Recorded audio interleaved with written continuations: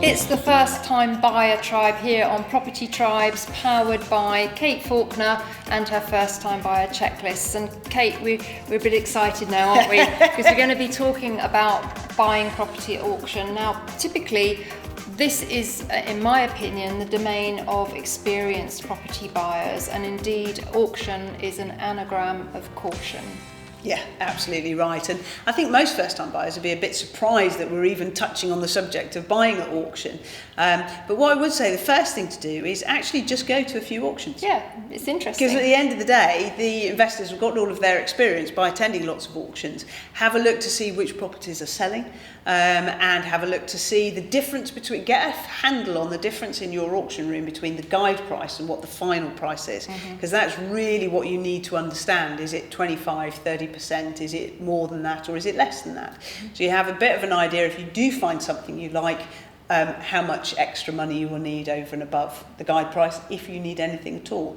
So it just means that you have to do extra research. And the only downside really as a first-time buyer is that you have to get your legal pack and your survey done first. Yep. So they are particularly good if you've got somebody that does know what they're doing, who can give you a bit of a helping hand through the process, and if you can raise the finance through specialist finance companies, then it's definitely something worth looking at. And if nothing else, just while you're being a first-time buyer, go to the auctions for the sheer experience, because even if you don't find something this time, it's a good learning curve, and you'll have an idea of what prices are going for through auction houses versus ones that are on the high street. So if you then see one that's a particularly good bargain on a high street, you know to go for it.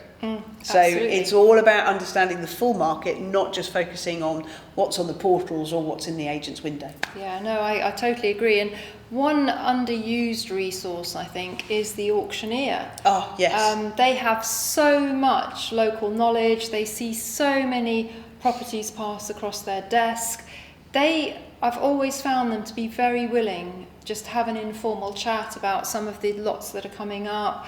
You know, I'm sure that if a first-time buyer reached out to the auctioneer, they would receive a lot of support. Oh, definitely. We've all watched Homes Under the Hammer, and we've all, you know, they are real characters as well, a lot of them.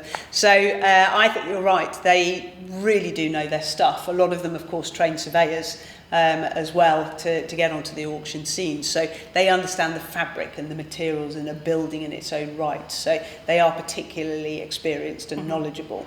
And I think also they'd be quite honest in saying, I wouldn't touch that one as a barge pole with your knowledge and experience, but do you know what, this might be okay. Why don't you just go and have a look at it, because that's not going to kind of cost you anything, and then come back to me and we can look at it in more detail. So you're absolutely right. It is, I think with first-time buyers, we kind of go into this and the whole thing looks scary and you don't trust anybody. What you've got to do is you've got to start trusting people somewhere. The more people you talk to, you'll work out very quickly who are the ones to trust.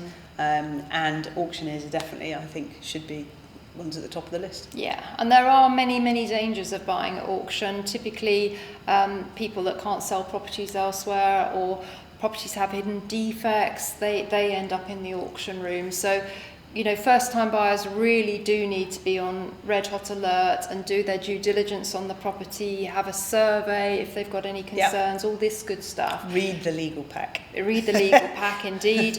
Speak to the auctioneer, as we said, but ultimately, on the day, one of the biggest concerns is just to get carried away by it all and get caught up in the energy of the whole room, because it is very exciting. So we would say go with your top bid in your mind and just stick to it. Yeah, or indeed if you know you might not stick to it, have somebody next to you that will hold your hands down when you're thinking not about, or they do actually the bidding for you. That's the other potential way of doing it. So, or indeed do it by phone, so you don't quite kind of get caught up in the room. The way also to check beforehand for free if a property is not the right one to get. If you go and have a look at that property on sold property price data, you will find they've been traded quite often. Oh, that's so properties that have been sold on a regular basis are normally ones that are being sold to people from outside the area, and they keep being sold and keep being sold. Yeah. So it's Bit of really a red great. flag. Yeah, and sold property price data is the best friend of first-time buyers to really understand what you're buying, what it's worth, how, if prices fall, you can have a look now how much it may have fallen by back in the last recession, or indeed how much it might rise by into the future. So it's really useful. And just as we close out here, Kate, if a property doesn't sell on the day, it doesn't meet the reserve, or for any other reason, it's well worth going to the auctioneer after the event and saying, actually, I am interested in this property. Can I do a deal after the auction? Definitely, it's, you know, you've got to be a bit proactive and cheeky in this game, yes. To get it right. So just because it hasn't sold at auction doesn't mean that you can't buy it.